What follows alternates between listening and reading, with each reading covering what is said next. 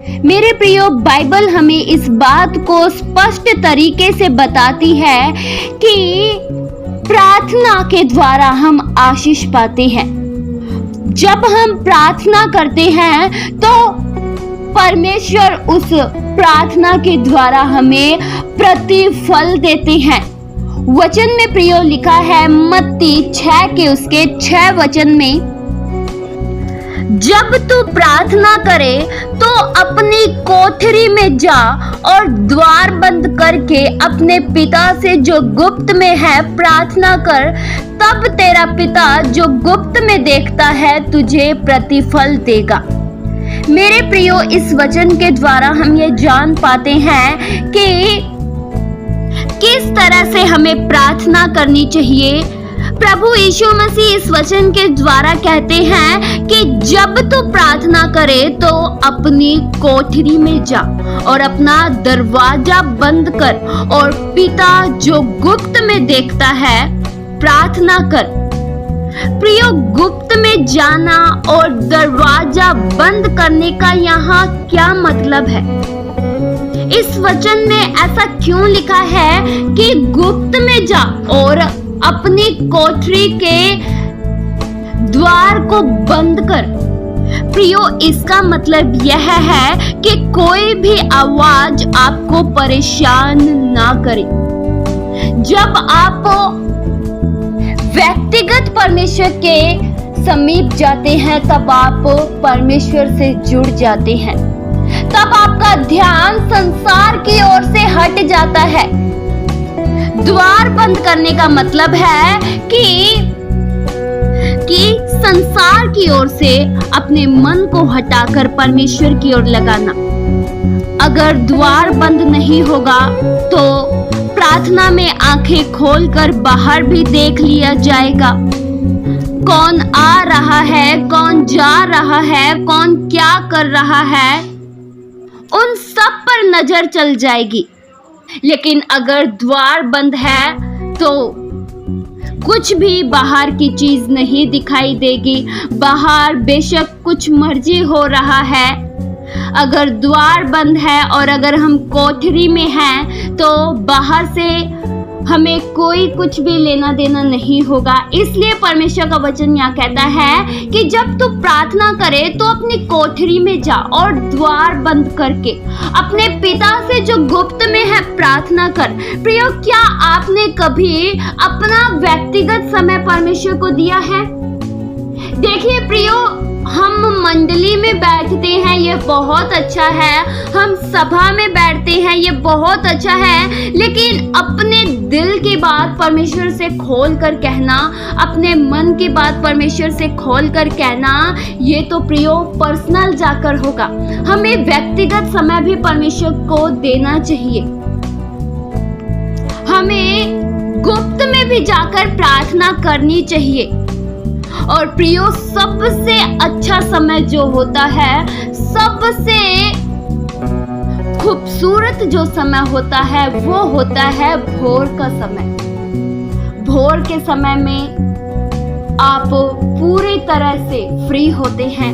भोर के समय में आपको किसी भी काम की चिंता नहीं होती है। भोर के समय में किसी का चिल्लाना नहीं होता है। भोर के समय में किसी का चीखना नहीं होता है और आप पूरे ध्यान से परमेश्वर से प्रार्थना कर पाते हैं।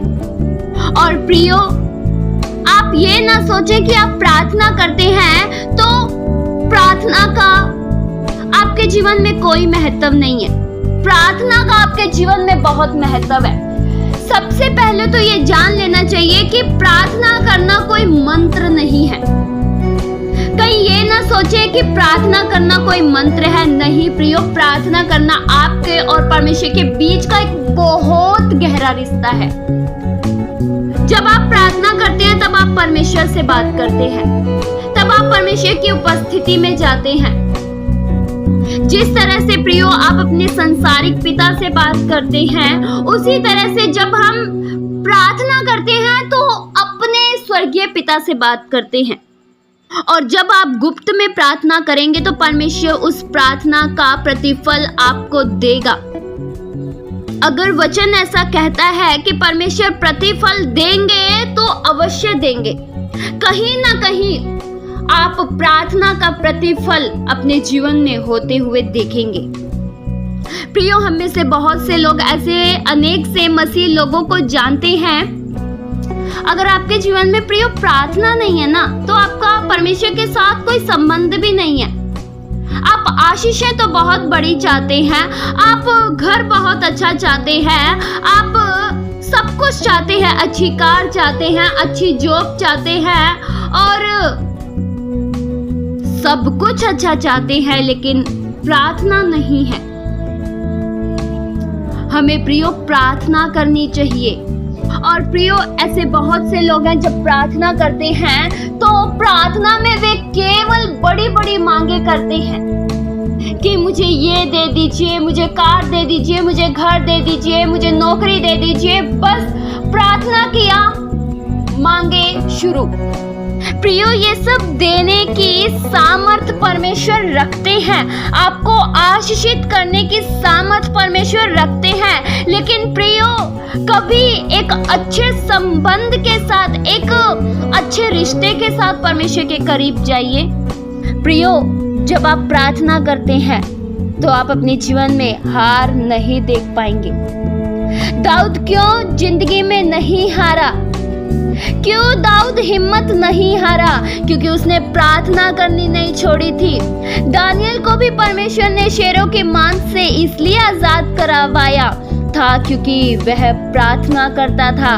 क्यों शेर दानियल की हानि नहीं कर पाए? क्यों? क्योंकि दानियल एक प्रार्थना करने वाला मनुष्य था। जब मूसा हाथ ऊपर उठाकर प्रार्थना करता था तो इजरायली लोग जीतते थे, और जब हाथ नीचे कर लेता था तो इजरायली लोग हारते थे। प्रियो, क्या आपने प्रार्थना को हल्के में ले लिया? क्या आपने प्रार्थना को बहुत कठिन काम समझ लिया? प्रियो, प्रार्थना में जीत और हार है। प्रार्थना करके देखिए, सफल हो जाएंगे। प्रार्थना करके देखिए, जीत जाएंगे। हमें प्रार्थना करनी नहीं छोड़नी चाहिए। यदि हम प्रार्थना करते रहेंगे तो हम आत्मिक और शारीरिक जीवन में जीतेंगे। प्रभु यीशु मसीह भी थके होने के बावजूद भी परमेश्वर के साथ सारी रात समय बिताना नहीं छोड़ते थे। प्रियो, प्रभु यीशु मसीह भी इस पृथ्वी पर जब आए थे वे मनुष्य के रूप में थे।